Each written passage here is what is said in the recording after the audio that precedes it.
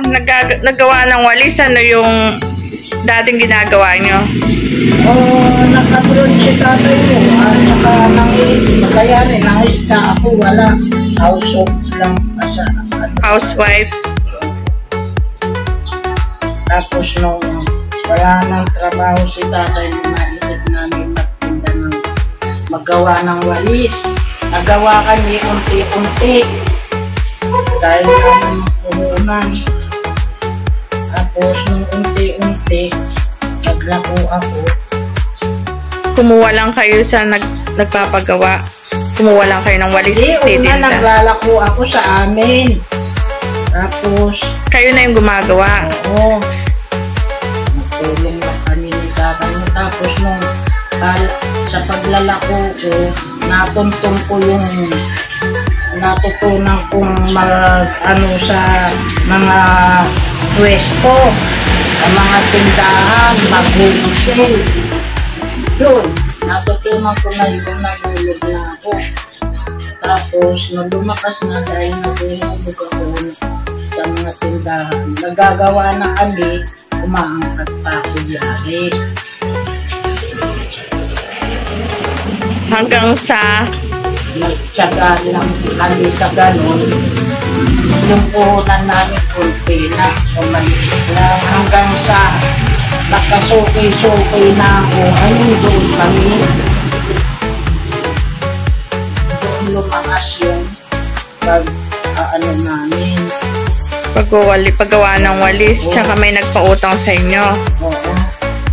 Tapos hanggang sa talagang sipag, siguro, agapay, nagawa ko gabi. Ang gabi, inagawa ko araw. Nung mabilis na yung walis, 2 beses kami magbiyahe maghapon. Tapos,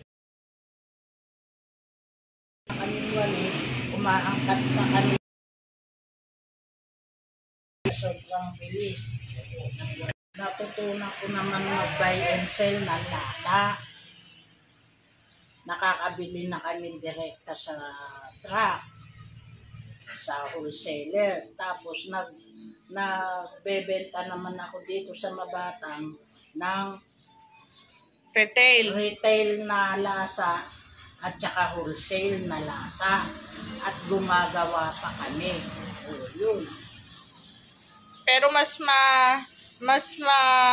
daming kita sa paggawa ng walis kaysa sa pagtitinda ng lasa. Parehas lang yan. Depende lang sa benta-benta mo. Mabilisan lang yung mas maraming namimili ang kasi dito. Lasa dahil ito ang produkto dito sa Mabatang.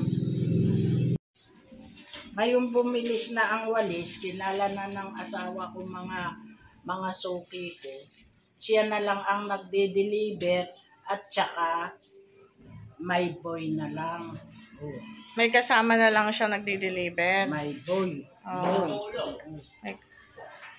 Di na ako sumasama. Dito na lang kayo sa pagawaan. Oo, at saka